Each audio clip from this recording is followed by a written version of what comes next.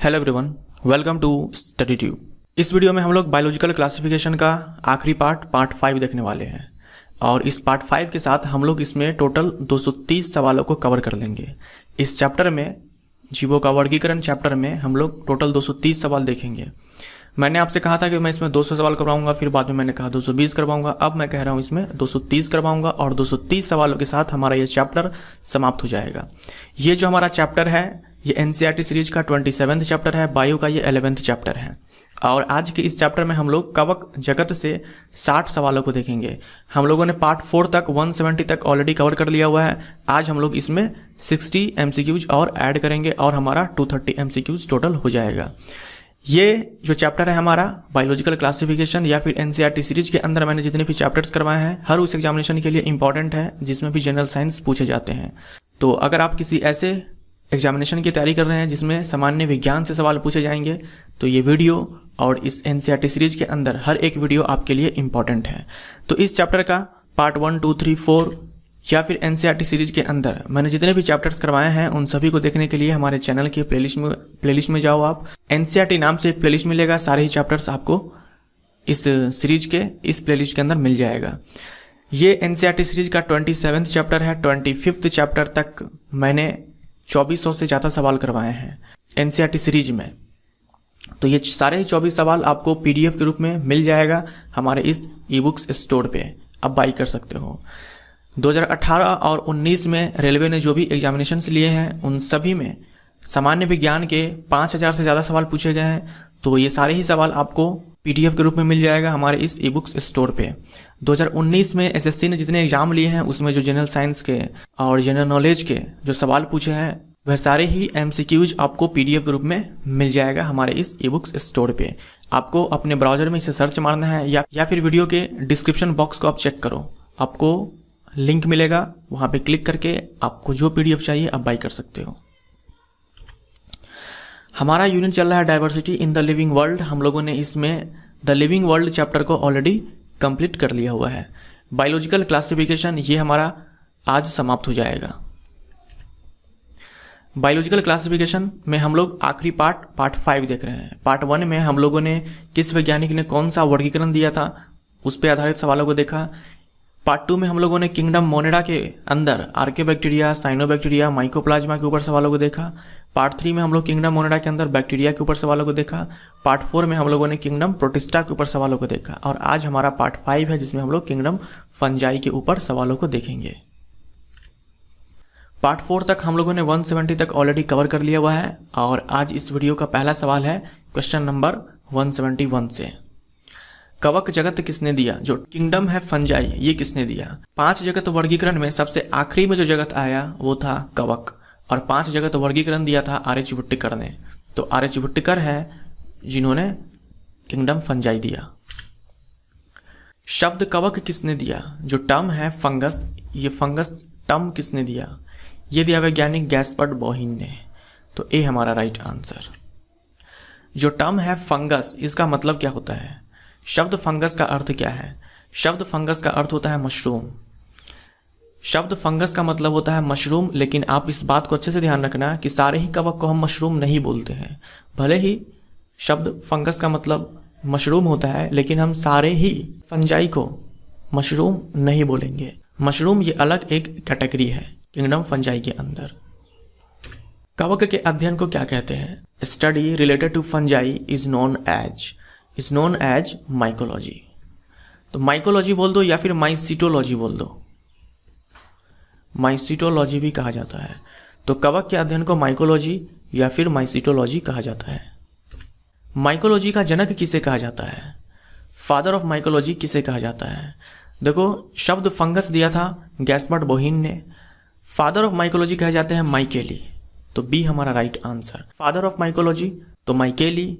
अगर पूछे father of modern mycology तो हमारा आंसर आ जाएगा एंटोन डी बैरी। मॉडर्न माइकोलॉजी के जनक कहे जाते हैं एंटोन डी बैरी। और पूछे father of Indian mycology,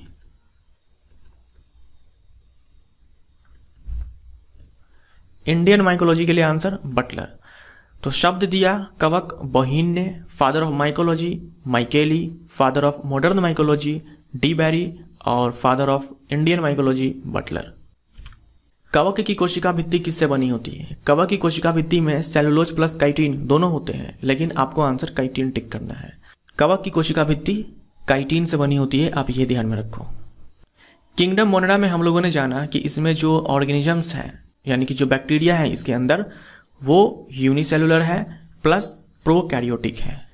protista में हम लोगों ने देखा इसमें भी यूनिसेलुलर ऑर्गेनिजम्स है लेकिन यूकैरियोटिक है। प्रोटिस्टा के बाद अब जितने भी किंगडम आएंगे उन सब में हो जाएगा multi cellular eukaryotic, multi cellular eukaryotic, इसमें भी मल्टी सेलुलर यूकैरियोटिक। तो हमारा किंगडम फंजाई है यानी कि इसमें जो भी ऑर्गेनिजम्स हैं वो सारे के सारे मल्टी सेलुलर यूकैरियोटिक है यानी कि बहुकोश के यूकैरियोटिक है। अब इनमें से कौन सा एक जीवों का समूह है जो बहुकोश के यूकैरियोटिक है? बैक्टीरिया यूनिसेलुलर है साथ में प्रोकैरियोटिक है, ये नहीं होगा। प्रोटोजोन किंगडम प्रोटिस्टा के अंदर आते हैं, यूकैरियोटिक तो है लेकिन यूनिसेलुलर होते हैं, ये भी नहीं होगा। किंगडम फंजाई ये बहुकोश के यूकैरियोटिक है, तो यही हमारा आंसर हो जाएगा। वायरस की अगर बात करें तो 5 जगत वर्गीकरण में इसको कोई स्थान नहीं दिया है। डैश कवक में नहीं पाया जाता। कवक के अंदर इनमें से क्या है जो नहीं पाया जाता? एक कोशिका के अंदर जो भी कोशिकांग होते हैं, एक सेल के अंदर जो भी सेल ऑर्गेनली होते हैं वो सारे ही फंजाई के सेल में मिलते हैं। नहीं मिलेगा तो क्लोरोप्लास्ट बोल दे, क्लोरोफिल बोल दे, प्लास्टिड बोल दे, तो ये सारे इनमें नहीं पाए जाएंगे क्योंकि ये प्रकाश संश्लेषण नहीं करते हैं। सभी कवक परपोषी होते हैं, इनके पास क्लोरोफिल नहीं होते हैं। सभी कवक परपोषी होते हैं। अब परपोषी में ये सिम्बायोटिक भी हो सकते हैं, पैरासिटिक भी हो सकते हैं, सेप्रोफिटिक भी हो सकते हैं। सेप्रोफिटिक ये सबसे ज्यादा संख्या में होते हैं, उसके बाद परजीवी होते हैं और सबसे कम संख्या में सिम्बायोटिक होते हैं। स्वपोषी नहीं होते हैं। कवक नहीं हो सकते हैं। कवक पैरासिटिक हो सकते हैं, सिम्बायोटिक हो सकते हैं, सेप्रोफिटिक हो सकते हैं यानी कि हेटेरोट्रॉफिक हो सकते हैं, ऑटोट्रॉफिक नहीं हो सकते हैं। निम्न में से कौन सा एक महत्वपूर्ण अपघटक है? डिकम्पोजर्स है। देखो डिकम्पोजर्स वही होते हैं जो सेप्रोफाइट्स होते हैं। जो भी सेप्रोफाइट्स होते हैं हम उसे डिकम्पोजर्स बोलते हैं। डिकम्पोजर्स या फिर सेप्रोफाइट्स क्या हो जाएंगे? जो डेड और डिकेइंग ऑर्गेनिक मैटर पे ग्रो करते हैं, वहां से अपना न्यूट्रिशन लेते हैं। वो जो कॉम्प्लेक्स ऑर्गेनिक मैटर होता है उसका ब्रेक डाउन करते हैं सिंपल इनऑर्गेनिक मैटर में। तो जो सेप्रोफाइट्स होते हैं, मृतोपजीवी होते हैं, वही हमारे डिकम्पोजर्स होते हैं। तो बैक्टीरिया में भी मैंने आपसे कहा था कि बैक्टीरिया ये सेप्रोफिटिक भी हो सकते हैं यानी कि ये भी डिकम्पोजर होते हैं। उसके बाद फंजाई, तो इस दोनों में याद रखना कि जो फंजाई होते हैं ये सबसे ज्यादा इंपॉर्टेंट डिकम्पोजर्स होते हैं, ये मेन डिकम्पोजर्स होते हैं। और उसके बाद होते हैं बैक्टीरिया, यानी पहला हम प्रियोरिटी देते हैं डिकम्पोजर्स के लिए फंजाई को, तब जाकर के बैक्टीरिया को। डाई एटम्स ये फोटोसिंथेटिक है, फोटोसिंथेसिस करते हैं, ये नहीं होगा। ब्लू ग्रीन एल्गी भी नहीं होगा और फोटोसिंथेटिक बैक्टीरिया भी नहीं होगा। फंजाई जो कि सेप्रोफिटिक होते हैं, तो सी हमारा राइट आंसर। कवक में आनुवांशिक पदार्थ के रूप में होता है, फंजाई के अंदर जेनेटिक मटेरियल के रूप में डीएनए होता है। कवक बहुकोशिकीय होते हैं एक्सेप्ट, सारे ही जो फंजाई के मेंबर्स होंगे वो सारे ही मल्टी सेलुलर होंगे, ईस्ट को छोड़कर। ईस्ट एक अपवाद है, खमीर एक अपवाद है, ये एक कोशिकीय होते हैं। तो ये आप ध्यान में रखना कि किंगडम फंजाई के अंदर all are multicellular except yeast. कवक में किस प्रकार का जनन होता है? रिप्रोडक्शन की अगर हम बात करें तो फंजाई के अंदर सेक्सुअल एसेक्सुअल दोनों हो सकते हैं, ठीक है। जो कवक होते हैं वो लैंगिक जनन और अलैंगिक जनन दोनों ही हो सकते हैं, लेकिन कुछ कवक ऐसे मिलेंगे जिनमें केवल एसेक्सुअल देखा जाएगा, सेक्सुअल नहीं देखा जाएगा। तो जो केवल एसेक्सुअल करते हैं उसे बोलते हैं इम्परफेक्ट फंजाई। और जो दोनों ही करते हैं, जो सेक्सुअल और एसेक्सुअल दोनों ही करते हैं, उसे बोलते हैं परफेक्ट फंजाई, यानी कि पूर्ण कवक और अपूर्ण कवक। जो केवल अलैंगिक जनन करेंगे, लैंगिक नहीं करेंगे, उसे बोलेंगे अपूर्ण कवक, और जो दोनों ही करेंगे उसे बोलेंगे पूर्ण कवक।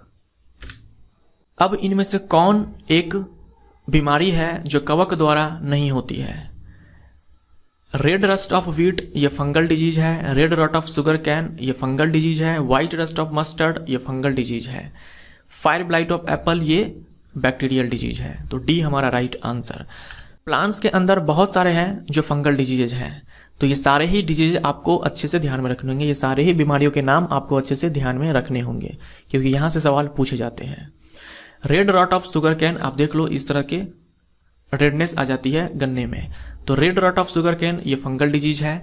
आलू के अंदर अर्ली ब्लाइट या फिर लेट ब्लाइट ये फंगल डिजीज है। वाट डिजीज आलू के अंदर ये भी फंगल डिजीज है।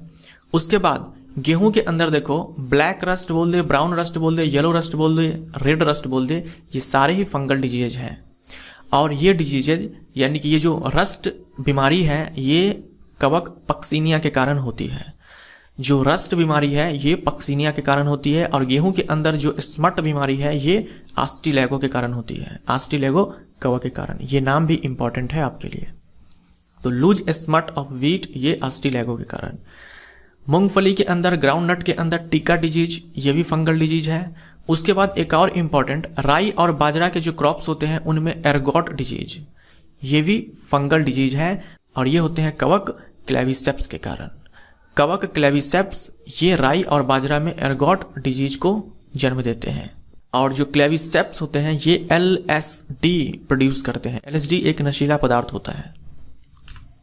उसके बाद देखो white rust of crucifers. Crucifers के अंदर कई सारे प्लांट्स आते हैं, जैसे कि देखो यहाँ पर मस्टर्ड हो गया, उसके बाद यहाँ पर ब्रोकली हो गया, कैबेज हो गया, कॉलीफ्लावर हो गया, रेडिश हो गया, टर्निप हो गया। तो ये सारे बस आप ध्यान में रखो, सारे ही रटने की जरूरत नहीं है। क्रूसीफर्स के अंदर ये सारे mustard, cauliflower, broccoli, cabbage, radish और टर्निप। तो इन सब में व्हाइट रस्ट जो बीमारी होती है ये होती है कवक एल्ब्यूगो के कारण। तो व्हाइट रस्ट ऑफ क्रूसीफर्स ये कवक एल्ब्यूगो के कारण होती है। उसके बाद देखो ब्राउन लीफ स्पॉट या फिर ब्लास्ट ऑफ राइस ये भी फंगल डिजीज है। उसके बाद गेहूं, अंगूर और मटर का जो पाउडरी मिल्ड्यू है, गेहूं, अंगूर और मटर का पाउडरी मिल्ड्यू ये भी फंगल डिजीज है। अब देखो जो अभी आपने देखा लेट ब्लाइट ऑफ पोटैटो, एक तो आपने देखा अर्ली ब्लाइट ऑफ पोटैटो और एक है लेट ब्लाइट ऑफ पोटैटो। ये जो लेट ब्लाइट ऑफ पोटैटो है इसके कारण 1845 में आयरलैंड में पड़ा अकाल, फेमाइन ऑफ आयरलैंड यानी कि आयरलैंड का अकाल। आयरलैंड में इस बीमारी के कारण, आलू के इस बीमारी के कारण सारे ही जो आलू थे वो खराब हो गए। तो इसके कारण आयरलैंड में 1845 में अकाल पड़ गया। तो कभी भी पूछे कि आयरलैंड में जो अकाल पड़ा 1845 में ये कौन से बीमारी के कारण पड़ा, तो एक तो बीमारी का नाम पूछा जा सकता है, दूसरा कौन से पौधे में, तो आंसर आपको आलू देना पड़ेगा। हमारे इंडिया में 1943 एक तो इस समय विश्व युद्ध चल रहा था, दूसरी तरफ ब्राउन लीफ स्पॉट या फिर ब्लास्ट ऑफ राइस इस बीमारी के कारण, चावल के अंदर, धान के अंदर इस बीमारी के कारण बंगाल में अकाल पड़ गया।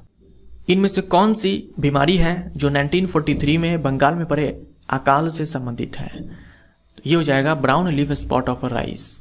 और लेट ब्लाइट ऑफ पोटैटो ये आयरलैंड में 1845 में जो अकाल पड़ी उससे संबंधित है। गोबर पर उगने वाले कवक को क्या कहते हैं? जो कवक गोबर पर ग्रो करते हैं उसे बोलते हैं कॉप्रोफिलस। तो बी हमारा राइट आंसर। जो कवक पेड़ों की छाल पर उगते हैं, पेड़ों की छाल पर ग्रो करते हैं उसे बोलते हैं कॉर्टिकोलस। जो स्टोन पर ग्रो करते हैं उसे बोलते हैं सैक्सिकोलस। जो मिट्टियों पर ग्रो करते हैं उसे बोलते हैं टेरिकोलस। और जो कवक नाखूनों और बालों पे यानी कि बालों और नाखूनों पर ग्रो करते हैं उसे बोलते हैं क्रिएटिनोफिलिक। क्रिएटिन नामक प्रोटीन होते हैं हमारे बालों में, हमारे नाखूनों में।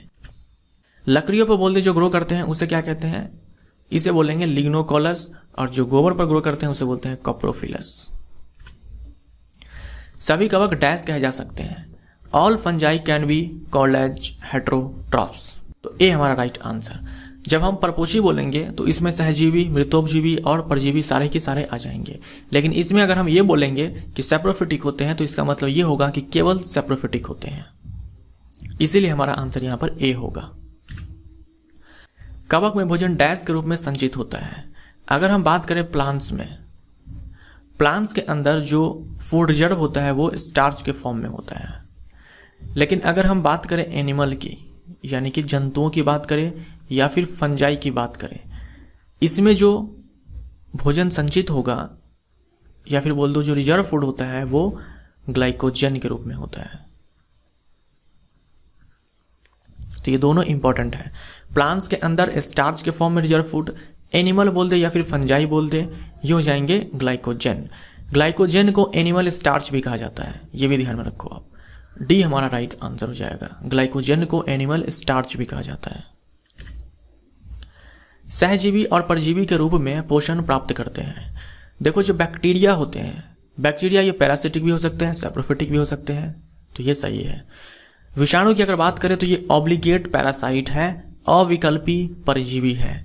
ऑब्लिगेट पैरासाइट कहने का मतलब इसके पास दूसरा कोई विकल्प नहीं है, ये परजीवी के रूप में ही अपने लाइफ साइकिल को आगे बढ़ा सकते हैं, तो ये नहीं होगा।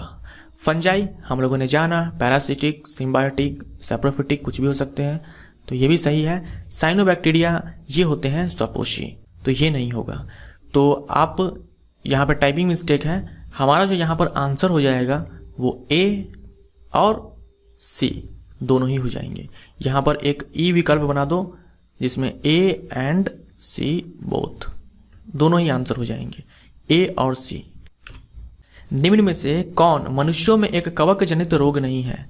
इनमें से कौन है एक फंगल डिजीज नहीं है ह्यूमंस के अंदर? तो रिंग वॉर्म है, फंगल डिजीज है, एस्परजिलोसिस ये भी है, एथलीट फुट ये भी है। क्षय रोग माइकोबैक्टीरियम ट्यूबरकुलोसिस के कारण, यानी कि ये बैक्टीरियल डिजीज है। ह्यूमंस के अंदर देखते हैं कौन कौन से फंगल डिजीज है। रिंग वॉर्म ये हमारे स्किन को अफेक्ट करती है, यानी कि हमारे स्किन से एसोसिएटेड है।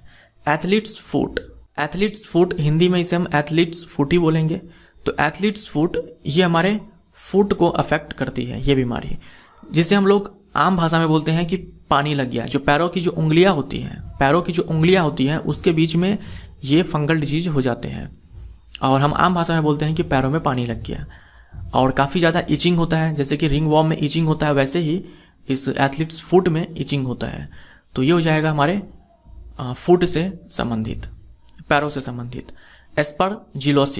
एस्परजिलोसिस या फिर हिप्टोप्लाज्मोसिस ये दोनों ही हमारे लंग्स को अफेक्ट करती है। उसके बाद टीरोलोसिस भी हमारे केंद्रीय तंत्रिका तंत्र और लंग को प्रभावित करती है। उसके बाद है मोनीलियासिस ये हमारे नाखूनों को, हमारे गलों को, हमारे मुंह को अफेक्ट करती है। तो ये सारी जो बीमारियां हैं ये फंगल डिजीज है, कवक जनित बीमारियां हैं। मेनिंजाइटिस ये हमारे ब्रेन को अफेक्ट करती है। मेनिंजेज आपने सुना होगा ब्रेन में, तो ये हमारे ब्रेन से संबंधित है। तो मेनिंजाइटिस ये बैक्टीरियल, वायरल और फंगल तीनों के कारण हो सकते हैं, यानी कि बैक्टीरिया के कारण भी हो सकते हैं, वायरल इन्फेक्शन के कारण भी हो सकते हैं, फंगल इन्फेक्शन के कारण भी हो सकते हैं। ज़्यादातर जो मेनिंजाइटिस की केसेस देखे गए हैं वो वायरल इन्फेक्शन के कारण देखे गए हैं, लेकिन ये फंगल भी हो सकते हैं, बैक्टीरियल भी हो सकते हैं। इनमें से कौन मानवों में कवक जनित त्वचा की बीमारी नहीं है? तो आपने देखा था थोड़ी देर पहले, स्किन को अफेक्ट करते हैं दाद, रिंग वॉर्म, तो बी हमारा राइट आंसर। जब कवक मृत कार्बनिक पदार्थ से पोषण प्राप्त करते हैं तब उसे डैश कहा जाता है। सिर्फ कवक ही नहीं, कोई भी जीव अगर वो मृत कार्बनिक पदार्थ से या फिर सड़े गले कार्बनिक पदार्थ से अपना पोषण प्राप्त करते हैं तो उसे मृतोपजीवी कहा जाता है। तो यहाँ पर कवक के बारे में है, तो ये कवक सैप्रोफिटिक हो जाएगा, यानी कि सैप्रोफाइट होगा। दुनिया का पहला एंटीबायोटिक इनमें से कौन है? ये सारे ही एंटीबायोटिक्स हैं, लेकिन सबसे पहला जो एंटीबायोटिक था ये था पेनिसिलिन इसका right answer. First antibiotic penicillin, और ये जो प्रोड्यूस किया गया था, ये जो एंटीबायोटिक बनाया गया था, ये बनाया गया था पेनिसिलियम नोटेटम कवक से। इस कवक का नाम ध्यान में रखो आप, पेनिसिलियम नोटेटम। इस कवक से सबसे पहला एंटीबायोटिक बनाया गया था पेनिसिलिन, और इसको बनाया किसने था? Alexander Fleming. एंटीबायोटिक क्या होता है? प्रतिजैविक क्या होता है? ये एक दवा है या फिर बोल दो एक रसायन है जो बैक्टीरिया को किल करता है या फिर बैक्टीरियल ग्रोथ को रोकता है। एंटीबायोटिक बैक्टीरिया पे काम करता है। एंटीबायोटिक की खोज किसने की? Alexander Fleming. कवक से प्राप्त किया जाता है। कवक से तो बहुत सारी चीज़ें प्राप्त किए जाते हैं। कवक से विटामिन प्राप्त किए जाते हैं, कवक से ऑर्गेनिक एसिड्स प्राप्त किए जाते हैं, कवक से एंजाइम्स प्राप्त किए जाते हैं। अभी देखा आपने, कवक से एंटीबायोटिक्स प्राप्त किए जाते हैं। कवक का इस्तेमाल केक इंडस्ट्री में किया जाता है, केक बनाने के लिए, ब्रेड बनाने के लिए। कवक का इस्तेमाल शराब बनाने में किया जाता है, बियर बनाने में किया जाता है। इन सब के अलावा भी बहुत सारे उपयोग है कवक के। यहाँ पर आंसर ऑल ऑफ दीज हो जाएगा। निम्न में से किसका उपयोग डबल रोटी बनाने में किया जाता है? तो इनमें से ईस्ट का उपयोग, जो कि एक कोशिकीय कवक है, इसका इस्तेमाल किया जाता है डबल रोटी बनाने में, शराब बनाने में, इन सब में इसका इस्तेमाल किया जाता है। निम्न में से कौन एक कोशिकीय कवक है? इनमें से कौन है जो यूनिसेलुलर फंगस है? ये हो जाएगा yeast. Except yeast all are multicellular. Yeast की खोज किसने की? ईस्ट की खोज की लीवेनहॉक ने। तो बी हमारा राइट आंसर। ईस्ट इन बेकिंग इंडस्ट्री, देखो ईस्ट का क्या काम होता है एक ब्रेड बनाने में। ये ईस्ट क्या करता है, जो स्टार्च होता है, देखो ब्रेड बनाने के लिए आटे में ईस्ट को मिलाया जाता है, साथ में जो भी इंग्रेडिएंट्स मिलाने होते हैं वो सारे ही मिला करके उसको गूंथ दिया जाता है, डो बना दिया जाता है। फिर उसको कुछ समय के लिए छोड़ दिया जाता है, छोड़ देते हैं फर्मेंटेशन के लिए, किण्वन के लिए। उस फर्मेंटेशन में ये ईस्ट जो स्टार्च होता है उसको शुगर में कन्वर्ट करता है, फिर शुगर को कन्वर्ट करता है कार्बन डाइऑक्साइड अल्कोहल में। जब उसको बेक किया जाता है यानी कि सेका जाता है ब्रेड को, तब कार्बन डाइऑक्साइड गैस रिलीज होती है, जिसके कारण जो ब्रेड्स होते हैं वो फूल जाते हैं और स्पॉन्जी हो जाते हैं। यानी कार्बन डाइऑक्साइड गैस के कारण जो ब्रेड होते हैं वो फूल जाते हैं और स्पॉन्जी हो जाते हैं। बाद में ये जो अल्कोहल होता है उसको वाष्पीकृत करवा दिया जाता है। ये जो पूरा प्रोसेस हुआ ये था फर्मेंटेशन। ईस्ट भी फर्मेंटेशन करते हैं, ये बात लुईस पास्चर ने कही। बैक्टीरिया भी फर्मेंटेशन करते हैं, ये बात भी लुईस पास्चर ने कही। तो फर्मेंटेशन में ईस्ट का बहुत ही इस्तेमाल होता है। शराब बनाने में भी फर्मेंटेशन किया जाता है और वहां भी ईस्ट का इस्तेमाल किया जाता है। डैश गैस के कारण डबल रोटी स्पॉन्जी हो जाती है और फूल जाती है, कार्बन डाइऑक्साइड। इनमें से किसे ब्रेड मोल्ड कहा जाता है? ब्रेड मोल्ड किसे कहा जाता है? राइजोपस को कहा जाता है। ए हमारा राइट आंसर, राइजोपस। नीला फफूंदी यानी कि ब्लू मोल्ड, ब्लू मोल्ड ये पेनिसिलियम को कहा जाता है। ब्लू मोल्ड पेनिसिलियम को कहा जाता है। ब्रेड मोल्ड ये राइजोपस को कहा जाता है और डंग मोल्ड ये म्यूकर को कहा जाता है। अब है यहां पर ब्लैक मोल्ड और पिन मोल्ड। तो black mould and pin mould ये राइजोपस को भी कहा जाता है, म्यूकर को भी कहा जाता है। ब्लैक मोल्ड और पिन मोल्ड ये म्यूकर को भी कहा जाता है और राइजोपस को भी कहा जाता है। ब्रेड मोल्ड बोले तो राइजोपस आंसर, डंग मोल्ड बोले तो म्यूकर आंसर, और ब्लू मोल्ड बोले तो पेनिसिलियम। खाने योग्य मशरूम का उदाहरण है। सारे ही मशरूम खाने वाले नहीं होते हैं। आप में से बहुत सारे हैं जिन्होंने मशरूम खाया होगा, तो वो खाने वाले मशरूम थे, लेकिन कुछ मशरूम जहरीले भी होते हैं। तो इनमें से जो खाने वाले मशरूम है वो है एगैरिकस। नाम इंपॉर्टेंट है, एगैरिकस। एडिबल फंजाई जो खाने योग्य कवक है उसमें एक एगैरिकस याद रखो आप, और एक मोर्सेला ध्यान में रखो। दो नाम और आएंगे आगे तो आप उसको भी ध्यान में रखना। जहरीले कवक में देखो एमिनेटा और बोलेटस। तो एमिनेटा और बोलेटस ये पॉइजनस फंजाई है और ये दोनों एडिबल फंजाई है। इसको खाते हैं और इससे दूरी बनाकर रहते हैं। डैश को ब्लू मोल्ड भी कहा जाता है, पेनिसिलियम को ब्लू मोल्ड भी कहा जाता है। सूक्ष्मतम कवक है, स्मॉलेस्ट फंगस है। स्मॉलेस्ट फंगस है ईस्ट, तो ए हमारा राइट आंसर। और जायंट पफबॉल, जायंट पफबॉल इसे बोलते हैं largest fungi fungus. Giant puffball ये हो जाएगा लार्जेस्ट फंगस और ईस्ट हो जाएगा स्मॉलेस्ट फंगस। शब्द लाइकेन किसने दिया? शब्द लाइकेन ये दिया थियोफ्रास्टस ने, तो बी हमारा राइट आंसर। शब्द लाइकेन दिया थियोफ्रास्टस ने। डैश कवक और शैवाल दोनों से मिलकर बनते हैं। इनमें से कौन है जो कवक और शैवाल दोनों से मिलकर बनते हैं? तो आप जानते हो लाइकेन। लाइकेन एक सिम्बायोटिक एसोसिएशन है बिटवीन फंगस एंड अलगा। लाइकेन, अब लाइकेन में कवक भाग और शैवाल भाग दोनों होते हैं क्योंकि ये सिम्बायोटिक एसोसिएशन है। तो कवक भाग को यानी कि जो फंगल कंपोनेंट होता है उसे माइकोबायोन्ट कहते हैं और जो अलगल कंपोनेंट होता है उसे फाइकोबायोन्ट कहते हैं। और ये जो लाइकेन है, लाइकेन के अंदर ये जो एसोसिएशन है इसे हम लोग हैलोटिज्म भी कहते हैं। यानी लाइकेन के अंदर जो सहजीवी संबंध है कवक और शैवाल के बीच में इसे हैलोटिज्म भी कहते हैं। जनन की अगर बात करें तो ये अलैंगिक जनन करेंगे, लैंगिक भी करेंगे। लैंगिक होते हैं कवक भाग के द्वारा। लाइकेन के आर्थिक महत्व के बारे में देखते हैं, बहुत सारे हैं लाइकेन के महत्व। सबसे पहले देखो भोजन के रूप में रेंडियर मॉस या फिर क्लेडोनिया। रेंडियर मॉस लाइकेन का नाम है या फिर बोल दो क्लेडोनिया। इसको आर्कटिक क्षेत्र में भोजन के रूप में उपयोग किया जाता है। भोजन के रूप में उपयोग करते हैं रेनडियर या फिर रेनडियर और जो कैटल होते हैं।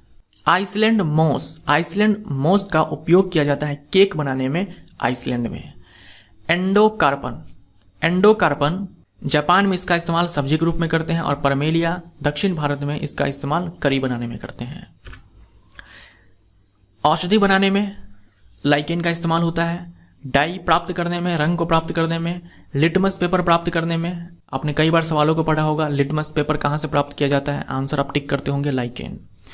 तो लाइकेन रोसेला और लसालिया से लिटमस पेपर प्राप्त किए जाते हैं। इत्र बनाने में, धूप, हवन सामग्री और साबुन के निर्माण में लाइकेन का इस्तेमाल किया जाता है। शराब बनाने में रूस और स्वीडन के अंदर लाइकेन से शराब बनाए जाते हैं। प्रतिजैविक बनाने में वायु प्रदूषण के संकेतक के रूप में भी लाइकेन का इस्तेमाल होता है और कुछ लाइकेन जहरीले भी होते हैं।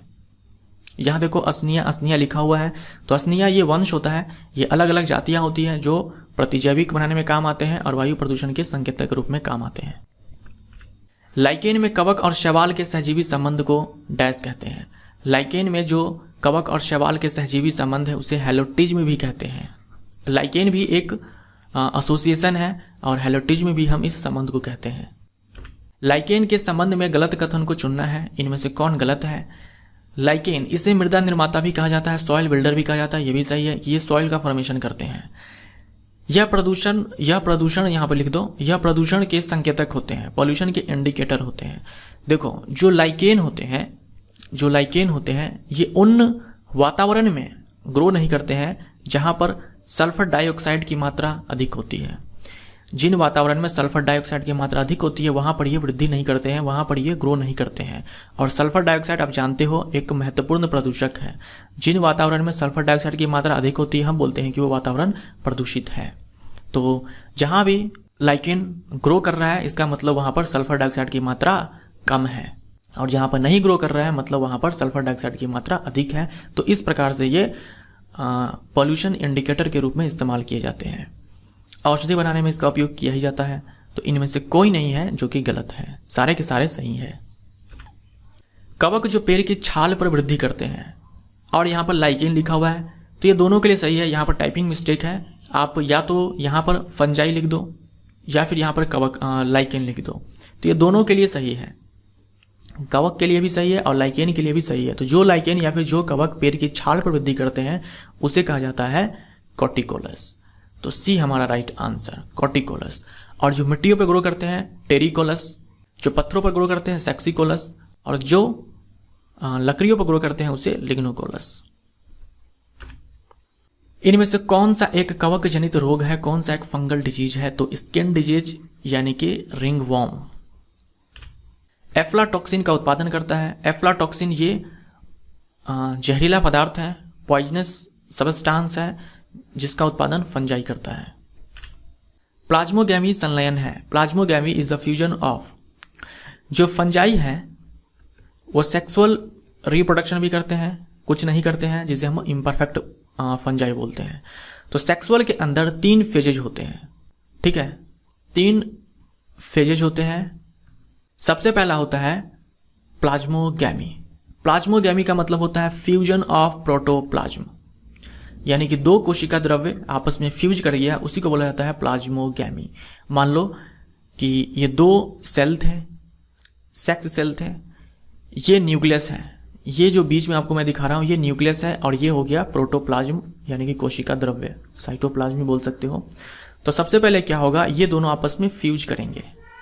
न्यूक्लियस फ्यूज नहीं करेगा, जो न्यूक्लियाई होंगे, ये दोनों न्यूक्लियाई जो होंगे ये आपस में संलयन नहीं करते हैं। सबसे पहले जो प्रोटोप्लाज्म होते हैं वो आपस में संलयन करते हैं और इसी को कहा जाता है प्लाज्मोगैमी। तो सबसे पहले तो ये होता है, उसके बाद जाकर के न्यूक्लियस फ्यूज करते हैं। उसके बाद जाकर के ये जो दोनों न्यूक्लियाई होंगे ये आपस में फ्यूज करेंगे। न्यूक्लियस सिंगुलर वर्ड है और न्यूक्लियाई प्लूरल वर्ड है। ये दोनों नाभिक जाकर के आपस में फ्यूज करते हैं और इसे कहते हैं कैरियोगैमी, ठीक है। यहां मैं लिख देता हूं कैरियोगैमी। कैरियोगैमी का मतलब होता है फ्यूजन ऑफ न्यूक्लियाई। और उसके बाद होगा मियोसिस, मियोसिस, ठीक है। उसके बाद क्या होगा, मियोसिस यानी कि अर्धसूत्री विभाजन। तो ये 3 फेजेज होते हैं सेक्सुअल रिप्रोडक्शन के अंदर फंजाई में। यहां पर हमारा आंसर बी हो जाएगा। एर्गोट कवक उत्पादन करता है। एर्गोट ये डिजीज है, ये बीमारी है जो होता है कवक क्लेविसेप्स के कारण। तो क्लेविसेप्स फंजाई जो होते हैं ये एर्गोट डिजीज करते हैं राई एंड बाजरा क्रॉप्स में। और मैंने आपसे थोड़ी देर पहले डिस्कस किया था कि ये प्रोड्यूस करते हैं LSD। तो बी हमारा राइट आंसर। LSD का फुल फॉर्म भी आपसे पूछा जा सकता है, lysergic acid diethyl amide. Lysergic acid diethyl amide. तो ये लेसर्जिक एसिड डाइइथाइल अमाइड ये आप बोल सकते हो कि नशीला पदार्थ है। इसको कंज्यूम करने से जो थॉट्स होते हैं, फीलिंग्स होते हैं, या फिर जो अवेयरनेस होते हैं अपने सराउंडिंग के प्रति, वो अल्टर कर जाता है, चेंज हो जाता है। तो सिंपली आप ये ध्यान में रखो कि ये नशीला पदार्थ है। गलत मिलान चुनना है। एनाबिना साइनोबैक्टीरिया है जो नाइट्रोजन फिक्सेशन करते हैं। अमीबा प्रोटोजोआ सही है। गोनियोलैक्स डाइनोफ्लैजेलेट है, ये भी सही है। पेनिसिलियम आर्की जीवाणु गलत हो जाएगा। टी हमारा राइट आंसर। पेनिसिलियम ये फंजाई है। कवक के धागेनुमा संरचना को कहा जाता है, थ्रेड लाइक स्ट्रक्चर्स होते हैं फंजाई में, उसे क्या कहा जाता है? उसे कहा जाता है हाइफी। हाइफी ये प्लूरल वर्ड है और हाइफा ये सिंगुलर वर्ड होता है। तो सारे ही जो कवक होते हैं वो हाइफी से बने होते हैं। सारे ही कवक में हाइफी मिलते हैं, बहुत सारे हाइफी मिल करके माइसीलियम बनाते हैं। तो सारे ही जो फंजाई होते हैं, सारे ही जो कवक होते हैं वो माइसीलियल होते हैं, क्योंकि वो माइसीलियम बनाते हैं, माइसीलियम बनते हैं हाइफी से। तो यहाँ आप देखो, ये आपको एक कवक दिखाया गया है। तो कवक के जो स्टॉक हैं, यानी कि ये जो स्टॉक है इसके अंदर का आपको दिखाया गया है। बहुत सारे आपको हाइफी नजर आ रहे हैं। ये सारे जो आप देख रहे हो ना इस प्रकार से, ये हाइफी है। ये बहुत सारे हाइफी हैं। इसमें से एक को अगर हम बाहर निकाल लें तो ये हो जाएगा हाइफा। तो ये थ्रेड लाइक है, ट्यूब लाइक है। थ्रेड लाइक बोल दे या फिर ट्यूब लाइक बोल दे या फिर बोल दे फिलामेंट। इसे हम लोग फिलामेंट भी बोल सकते हैं। तो ये जो फिलामेंट है इसी को हाइफी कहा जाता है। और ये बहुत सारे हाइफी के जो नेटवर्क हैं ये कहलाते हैं माइसीलियम। तो बी हमारा राइट आंसर हो जाएगा। लेकिन ईस्ट के बारे में आप ध्यान रखो, वो नॉन माइसीलियल होते हैं। वो एक कोशिकीय हैं और नॉन माइसीलियल है। ये आप ब्रेड मोल्ड देख सकते हो, राइजोपस देख सकते हो। तो यहाँ पर आपको ऐसे नहीं दिखेगा, लेकिन ये भी माइसीलियम है। इनमें बहुत सारे हाइफी के नेटवर्क हैं। तो ये जो नेटवर्क होते हैं इसी को माइसीलियम बोलते हैं। नेटवर्क ऑफ हाइफी माइसीलियम कहलाते हैं। निम्न में से कौन सा एक सहजीवी संबंध का उदाहरण है? लाइकेन तो है ही सहजीवी संबंध का उदाहरण। एक और आपको ध्यान में रखना है, माइकोराइजा। लाइकेन के बारे में आप जानते हो कि कवक और शैवाल के बीच सहजीवी संबंध है। माइकोराइजा ये कवक और जड़ों के बीच में सहजीवी संबंध है। और जड़ किसका? उच्च पादपों का। तो यहां पर तो हमारा डी आंसर हो जाएगा। जो माइकोराइजा है ये एसोसिएशन है, सिम्बायोटिक एसोसिएशन है कवक और उच्च पादपों के जड़ों के बीच। यहां आप देख सकते हो, ये एक प्लांट दिखाया गया है और ये इनके रूट्स हैं। और रूट्स में आप ये वाइट देख रहे हो, ये फंजाई है। तो इस एसोसिएशन को माइकोराइजा कहते हैं। निम्न में से कौन एक मशरूम है? तो एगैरिकस इसका राइट आंसर, ये मशरूम है। अब यहां पर आप ये मत बोलना कि सारे ही कवक का मतलब ही होता है मशरूम, तो हम सारे को ही मशरूम बोल सकते हैं। तो ऐसा नहीं है, मैंने आपसे स्टार्टिंग में ही कहा था, भले ही कवक का मतलब, फंगस का मतलब मशरूम होता है, लेकिन मशरूम एक अलग ग्रुप है किंगडम फंजाई के अंदर। कवक हो सकते हैं, कवक सिम्बायोटिक हो सकते हैं, सैप्रोफिटिक हो सकते हैं, पैरासिटिक हो सकते हैं। तो डी हमारा राइट आंसर। आनुवांशिक प्रयोग में डैश कवक का उपयोग किया जाता है। इंपॉर्टेंट MCQ है। जेनेटिक एक्सपेरिमेंट में, जेनेटिक वर्क के अंदर फंगस का यूज किया जाता है और ये फंगस है न्यूरोस्पोरा। न्यूरोस्पोरा को हम लोग रेड मोल्ड भी कहते हैं, लाल फफूंदी भी बोलते हैं, रेड मोल्ड। और इसी को Drosophila of the plant kingdom कहा जाता है। पादप जगत का ड्रोसोफिला भी कहा जाता है, इसे रेड मोल्ड भी कहा जाता है। इसका इस्तेमाल किया जाता है जेनेटिक एक्सपेरिमेंट में। कवक तंतुमयी है, लेकिन डैश इसका अपवाद है। जो फंजाई है वो फिलामेंटस है। फिलामेंटस कहने का मतलब ये हुआ कि जो कवक होते हैं वो बने होते हैं हाइफी से। अपवाद के रूप में है खमीर। ठीक है, खमीर ये नॉन माइसीलियल होता है। जो माइसीलियम बनाते हैं उसे हम माइसीलियल बोलते हैं, जो माइसीलियल जो माइसीलियम नहीं बनाते हैं उसे नॉन माइसीलियल बोलते हैं। तो खमीर ये नॉन माइसीलियल होते हैं, यानी इसमें कोई भी हाइफी जैसा कुछ नहीं होता है। लेकिन उसको छोड़ दें तो सभी के पास हाइफी होते हैं, सभी माइसीलियम बनाते हैं। कवक तंतु के जाल को डैश कहते हैं, यानी जो नेटवर्क ऑफ फंगल हाइफी है या फिर फिलामेंट्स हैं उसे क्या कहते हैं? तो यही मैंने आपसे कहा कि इसे माइसीलियम कहते हैं। ये देखो एक पिक्चर दिखाया गया है, ये ब्रेड मोल्ड का पिक्चर है, राइजोपस का पिक्चर है, आपको जूम करके दिखाया है। आप जो भी यहाँ पर आप देख रहे हो ना, ये ट्यूब जैसी जो संरचना है, फिलामेंट की जैसी जो संरचना है, ये सारे हाइफी हैं। ये सारे क्या है? हाइफी है। तो जो हाइफी जड़ों के समान है, जो हाइफी जड़ों के समान है, या फिर बोल दो जो हाइफी सबस्ट्रेट के नीचे होते हैं, यहाँ सबस्ट्रेट ब्रेड है तो ब्रेड के नीचे है, या फिर सिंपली याद रखो जो हाइफी रूट बनाते हैं उसे बोलते हैं राइजोइड। जो रूट बनाते हैं उसे बोलते हैं राइजोइड, और जो क्षैतिज रूप से वृद्धि करते हैं, हॉरिजॉन्टली ग्रो करते हैं, उसे बोलते हैं स्टोलोन। तो ये भी हाइफी है, राइजोइड भी हाइफी है। और जिस हाइफी के टिप पर स्पोरेंजियम होते हैं, जिस हाइफी के ऊपर स्पोरेंजियम होते हैं, ये आप देख रहे हो, ये बॉल जैसी जो संरचना है, ये है स्पोरेंजियम। तो जिस हाइफी के टिप पर स्पोरेंजियम होते हैं उसे बोलते हैं स्पोरेंजियोफोर। तो ये सब आप बोल सकते हो कि एक स्पेशल नाम है हाइफी का। यहाँ पर है स्पोरेंजियोफोर, ये भी हाइफी है, स्टोलोन ये भी हाइफी है, और ये राइजोइड ये भी हाइफी है। तो ये जो स्पोरेंजियम है इसके अंदर क्या होते हैं? इसके अंदर होते हैं स्पोर्स, इसके अंदर बनते हैं स्पोर्स। ये आप देख सकते हो स्पोर्स। जब स्पोरेंजियम फटता है, जब स्पोरेंजियम फटता है तो ये सारे ही स्पोर्स हवा में फैल जाते हैं।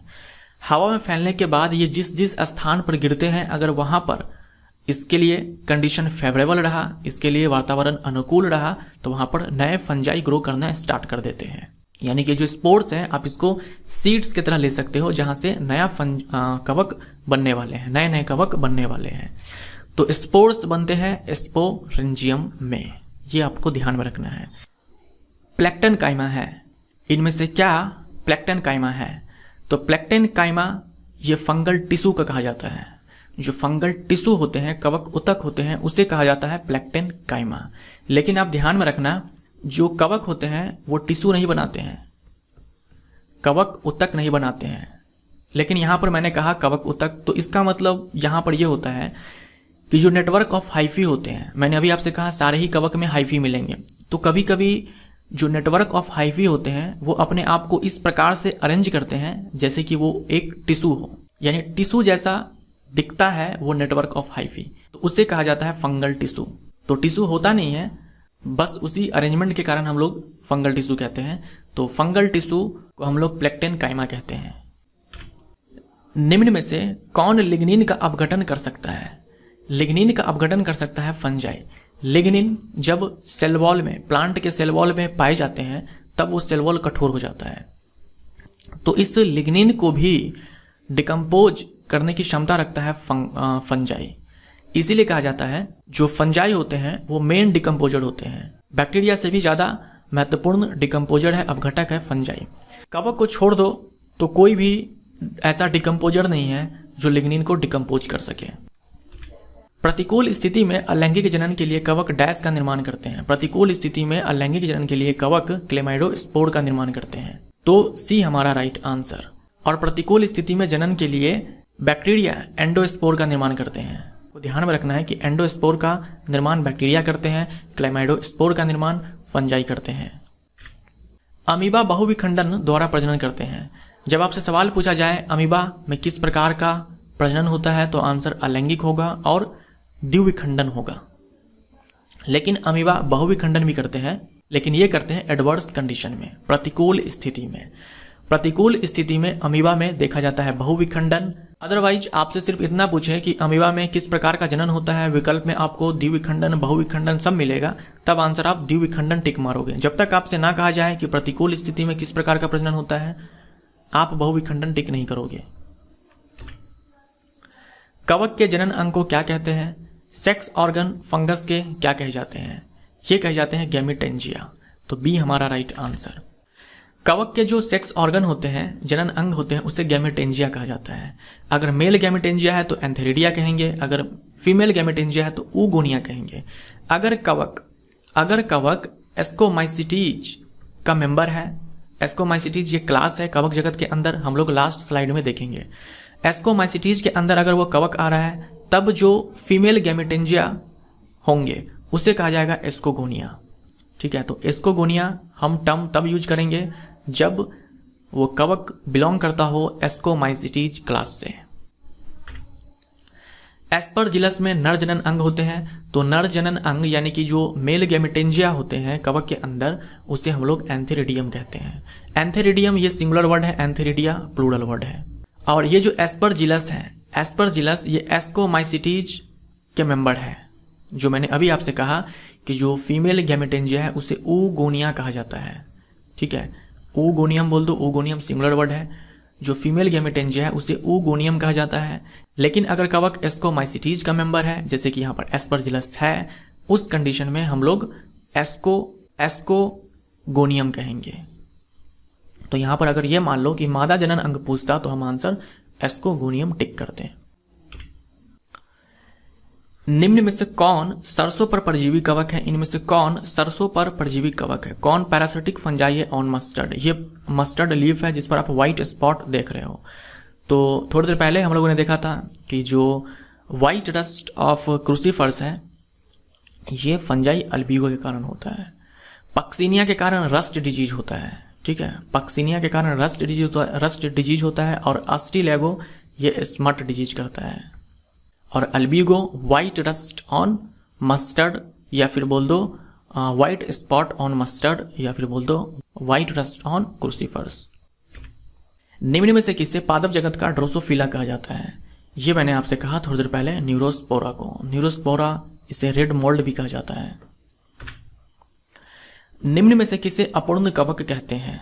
अपूर्ण कवक यानी कि इम्परफेक्ट फंजाई। इम्परफेक्ट फंजाई वो है जिनमें केवल होता है एसेक्सुअल रिप्रोडक्शन, केवल अलैंगिक जनन होता है।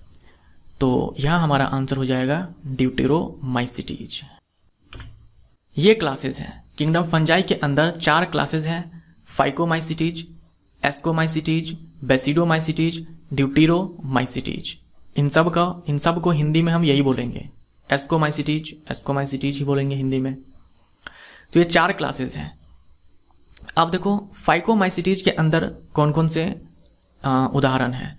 म्यूकर, राइजोपस और एल्बिगो, जो अभी आपने देखा थोड़ी देर पहले, पैरासिटिक फंजाई ऑन मस्टर्ड, जिसके कारण व्हाइट स्पॉट होता है मस्टर्ड के लीफ पे, या फिर बोल दो व्हाइट रस्ट ऑफ क्रूसीफर्स। तो ये अल्बिगो फंजाई के कारण होता है और ये फाइकोमाइसिटीज के अंदर आते हैं। तो म्यूकर, राइजोपस और एल्बिगो ये फाइकोमाइसिटीज के अंदर आते हैं। एस्कोमाइसिटीज के अंदर सबसे पहले ये देखो, एस्कोमाइसिटीज को थैली कवक भी बोलते हैं, सैक फंजाई भी बोलते हैं। ये नाम इसके संरचना के आधार पर है। इसके अंदर देखो पेनिसिलियम आएगा जिसे ब्लू मोल्ड कहते हैं, ईस्ट आएगा जो कि अपवाद है, यूनिसेलुलर है, एस्परजिलस जो थोड़ी देर पहले आया था, एस्परजिलस जिसमें पूछा गया था कि नर जनन अंग कौन है। उसके बाद क्लेविसेप्स जो कि एलएसडी प्रोड्यूस करता है। उसके बाद न्यूरोस्पोरा जिसे रेड मोल्ड भी कहा जाता है। उसके बाद मोरेल्स एंड ट्रफल्स। आपने एडिबल फंजाई में एगैरिकस देखा था और मोर्सेला देखा था। इसके अलावा 2 नाम और आपको ध्यान में रखने हैं, मोरेल्स और ट्रफल्स। ये बहुत ही महंगे खाने योग्य फंजाई है। बेसिडोमाइसिटीज के अंदर मशरूम्स जो भी मशरूम्स आते हैं वो सारे बेसिडोमाइसिटीज के अंदर आते हैं। ब्रैकेट फंजाई, पफ बॉल्स, ये सब ग्रुप्स हैं। Mushroom, bracket fungi, puff balls, ये सब क्या है? ग्रुप्स हैं जिसके अंदर बहुत सारे फंजाई आते हैं। आस्टिलेगो जो कि स्मट डिजीज करता है, पक्सिनिया जो कि रस्ट डिजीज करता है। ड्यूटेरोमाइसिटीज को अपूर्ण कवक कहा जाता है क्योंकि इनमें सेक्सुअल रिप्रोडक्शन नहीं होता है। ट्राइकोडर्मा हो गया, कलेक्टोट्राइकम हो गया जो कि red rot of sugarcane बीमारी उत्पन्न करता है, और अल्टरनेरिया जो कि अर्ली ब्लाइट ऑफ पोटैटो का कारण है। तो ये जो हमारा बायोलॉजिकल क्लासिफिकेशन चैप्टर है ये होता है समाप्त। इसके बाद जो हमारा चैप्टर होगा ये होगा वायरस। ये बायोलॉजिकल क्लासिफिकेशन में ही दे रखा है वायरस के बारे में, लेकिन 5 जगत वर्गीकरण में विषाणु को शामिल नहीं किया गया है, विषाणु को कोई स्थान नहीं दिया गया है। तो इसको हम एक अलग चैप्टर के रूप में देखेंगे। तो हमारा जो अगला चैप्टर होगा 28, ये वायरस के ऊपर होगा। तो मिलते हैं अगले चैप्टर में। Thank you so much.